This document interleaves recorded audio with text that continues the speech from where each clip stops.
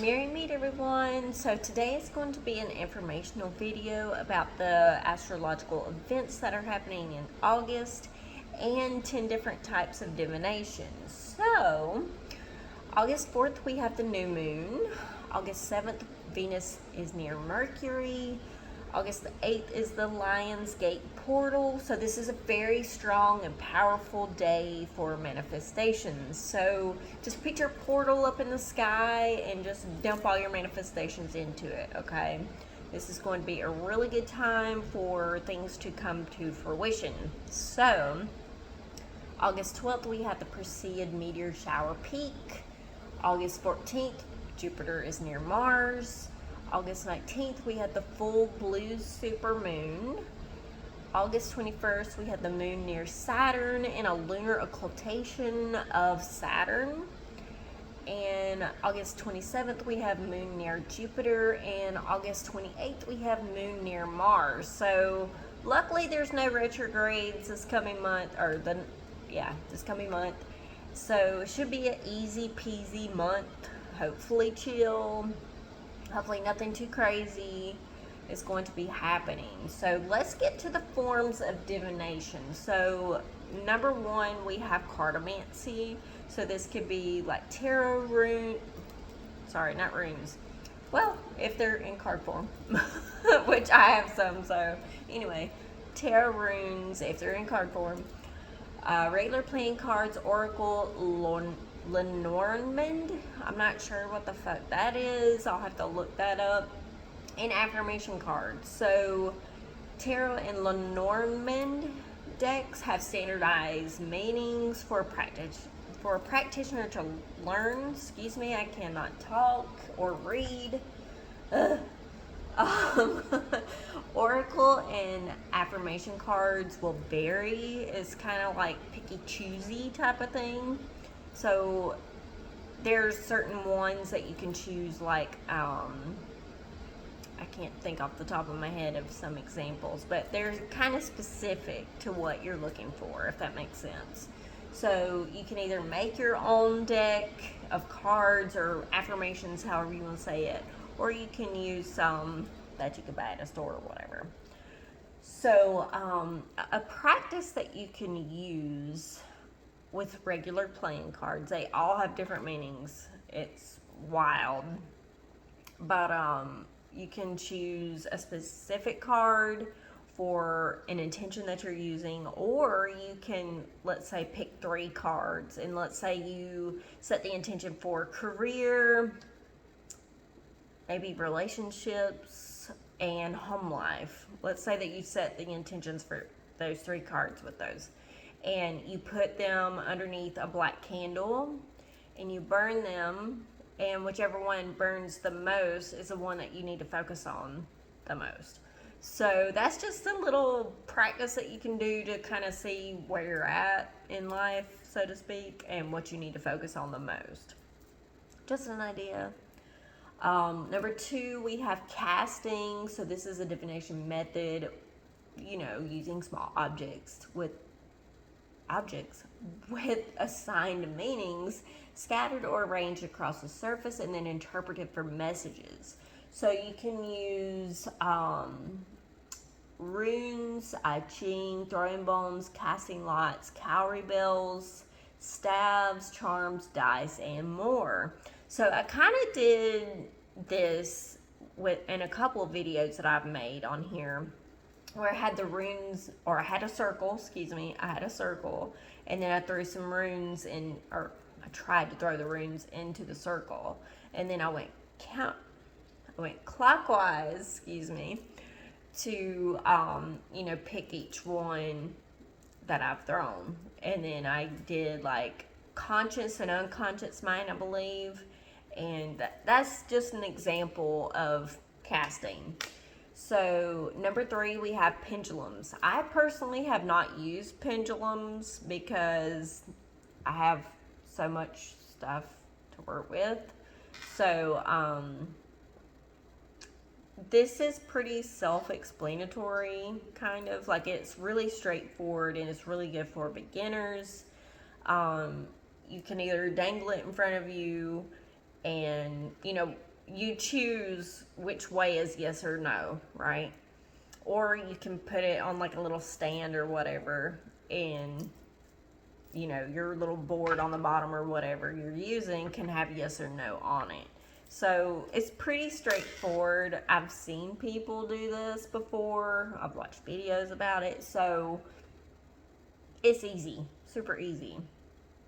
Number 4, we have spirit boards or Ouija boards.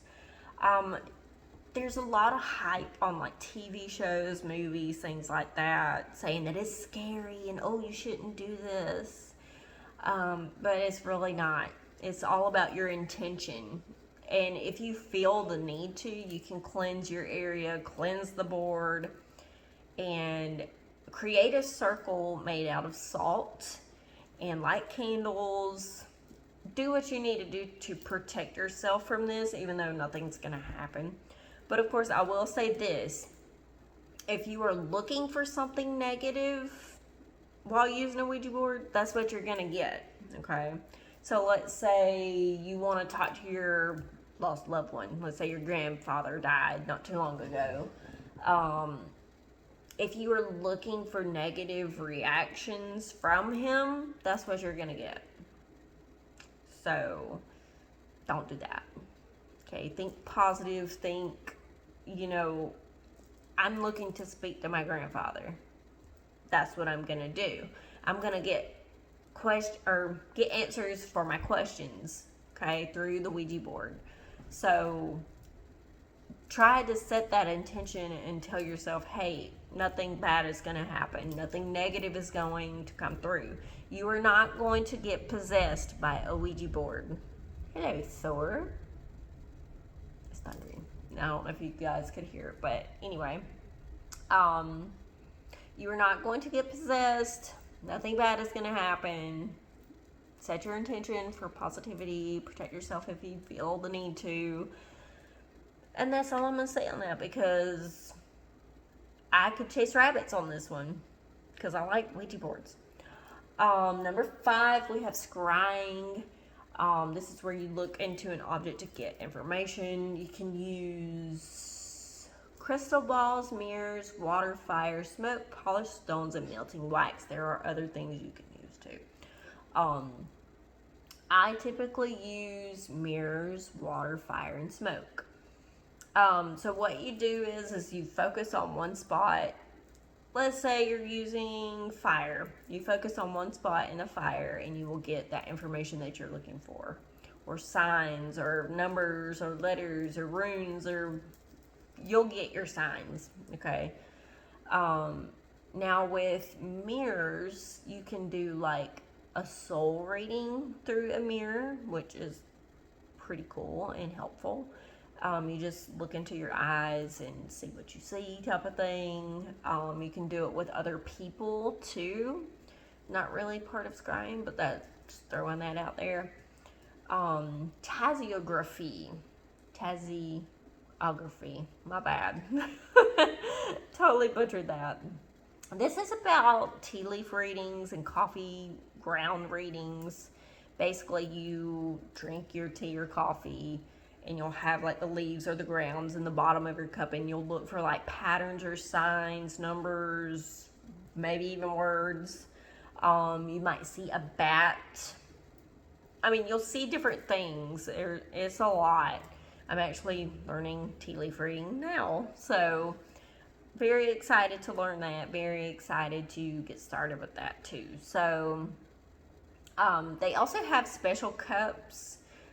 I think there's some that have like yes, no, maybe, whatever down in the bottom of the cup.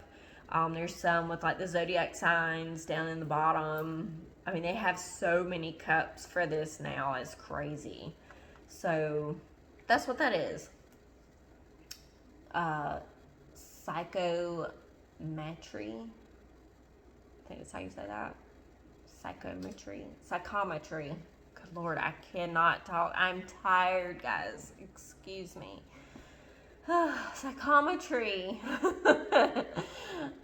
is the process of discerning information about a person, place, or event by holding an associated object. So what this means is like, if you come to me and you want to have a session, you want to talk, you want to, see kind of what's going on in your life, I will hand you an object. So I will tell you to hold Pikachu for like however many minutes or whatever, and you will tell me about your situation. You'll tell me about what's going on, and then after you feel like you're done talking about what's going on, I will take Pikachu back and I'll be like, whoa, there's a lot of anxiety going on here. Your energy is out of whack. Holy shit.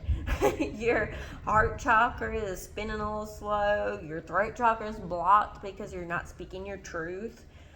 I'll pick up on whatever energy is going on within you through an object. It could be anything. It doesn't have to be Pikachu. But Pikachu's cute, so why not? Psychography is number 8. So this is known as automatic writing. So what I usually do for this is I hand people a piece of paper or pen and pencil, whatever you may need or want. And I'll just tell people to like scribble on a piece of paper and don't think about it, just scribble. And I'll look for like letters or numbers, maybe even words, maybe a phrase. Sometimes there's runes. Sometimes there's patterns, maybe even like animals. It's kind of like tea leaf reading, but on paper, and you do it yourself type of thing. But I will look for different things on that piece of paper and go from there. So, let's see, I think you can also see like angel numbers. There's a bunch of stuff you could see, honestly. Number 9 is bibliomancy. This is the process for randomly selecting a portion of a written text to serve as a message. The most common example is flipping through a random page in a book. The phrase, sentence, or even paragraph you were drawn to on the page will contain a message for you. So a similar exercise can be done with music as well if you prefer, where you shuffle a playlist and see what lyrics resonate clearly as a message. So I love to do this at bookstores. Like, I'm such a fucking nerd when it comes to this. So I will pick up a random book, go to a random page, and be like, okay, that one. And I read like the paragraph or whatever. And I've gotten some really good messages doing that. Really good messages. Really should have wrote it down or took a picture of it or whatever. But yeah, I've gotten some really good stuff. Like, if I'm having a hard time or I have a lot on my mind, I'll go to the bookstore, library, or whatever, and I'll just pick a random book and be like, what do I need to know? What do I need to see? What do I need to hear? It's really encouraging sometimes too. Like, if you get a really good message, it's like, holy shit, I was meant to be here. So number 10, we have reading of palms. So this interprets the lines, shapes, and details of one's hands to divine information about their personality and potential life path. Palmistry, I think I said that right, is a form of divination that is very centered on personal rather than external information. And so it can be very good for self-reflection and navigating experiences in life. So the only thing that I know about this is, I think this is like the life or heart line. See, that's how much I know. If you have an X, like in this area, you are blessed by the gods, which I have an X on both sides. I'm not really sure about anything else, not gonna lie. But after I learn tea leaf reading, I'm gonna try this out, since I do all the other ones basically. So that is the 10 forms of divination. There are plenty more, trust me, there are plenty more. But that's the gist of it. If you have questions, let me know. If there's something that you want me to dive in deep on, let me know that too. comment below. I have 2 other videos that I've been trying to upload for like 3 hours now, so I will be getting those uploaded tomorrow, so be patient with me. But I will see you guys next week. Please don't forget to like, share, and subscribe, and hit the notification bell for future videos. If there's something that you want to see on here or want to learn about, please let me know. I will be happy to make a video for you guys on something specific that interests you. Yeah, don't forget about my class. There's a link below for that. It's basically like a shadow work class. I go through different emotions and kind of explain like kind of why they pop up and how to get through those emotions. But let me know if you want to see anything on here. Again, if you have any questions, comments, or concerns, please let me know. And I will see you next week for the new moon video. Blessed be.